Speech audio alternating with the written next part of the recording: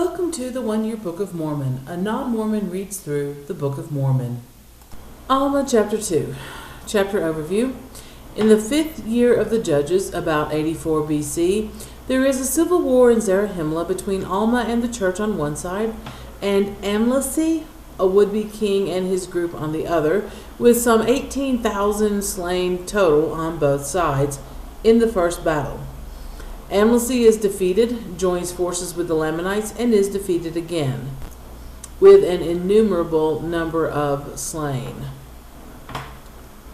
In verse 1, we are introduced to a cunning man named Amlici. I have the greatest desire to say Amlici, like with an Italian word, but anyway. Amlici has drawn away so many people to follow him that the group has gotten powerful, and they try to establish him as king. In verse 3, we're told that this was alarming not only to the believers, but also to all those who had not been drawn away after the persuasions of Amlici. This sounds like there is a third group, not just those who were believers and members of the church versus those who were out of the church, but those who were neither. And I don't know how to identify them. Perhaps they were like cradle Catholics or Jack Mormons. That is, they were raised in a religion and haven't repudiated it, but don't really follow it either. Perhaps they were just blatant non-believers, but just don't follow this Amlici. To put it in political terms, such persons would be neither Republicans nor Democrats, but some variation of third party or independent political party. Otherwise, it makes no sense. To continue with the narrative, the people are most upset that this isn't being done according to the law, which is to say, according to the will of the people. So they take a vote, and the majority vote goes against Amlici. Unfazed, his supporters declare him king anyway, and Amlici starts a civil war to force his rule on the unwilling. To make it easier to follow the narrative, verse 11 tells us that the people with him are called the Amlicites, while everyone else is handily called Nephites or the people of God. This serves to strengthen the problem of the last paragraph. Who were these people who were not believers, that is, not people of God, not Nephites in this sense, nor members of the church, but they didn't follow Amlici either. They're here called the people of God, but in verse 3, they were distinguished from believers. So do we have unbelieving people of God?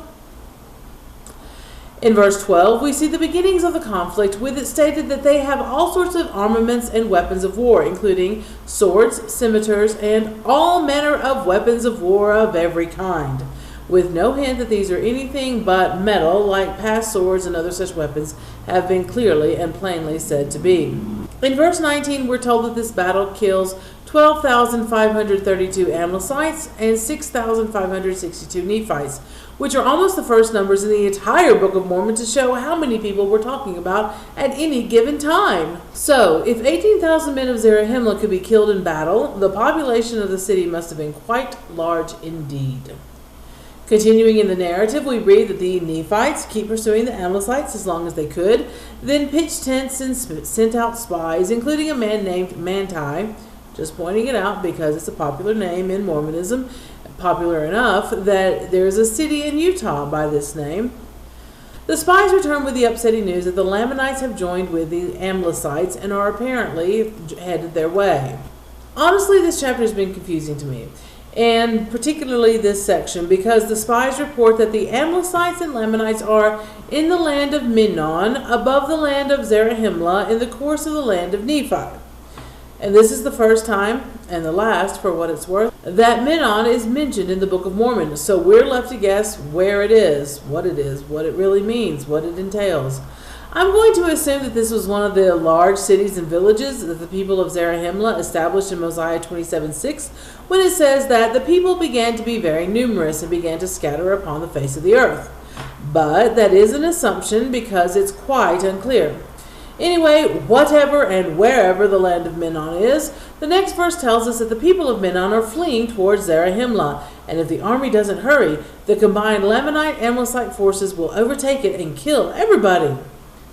Verse 27 says that the Lamanites with the Amlicites are almost as numerous as the sands of the sea, and this was after some 12,000 Amlicites were destroyed the previous day in battle.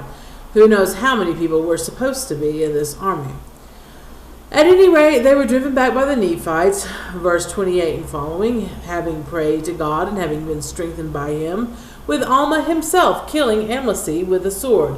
And, despite them being too numerous to be numbered, many died, and the rest fled into the wilderness, where numerous more died in the wilderness of their wounds, and were devoured by those beasts, and also the vultures of the air, and their bones have been found, and have been heaped up on the earth.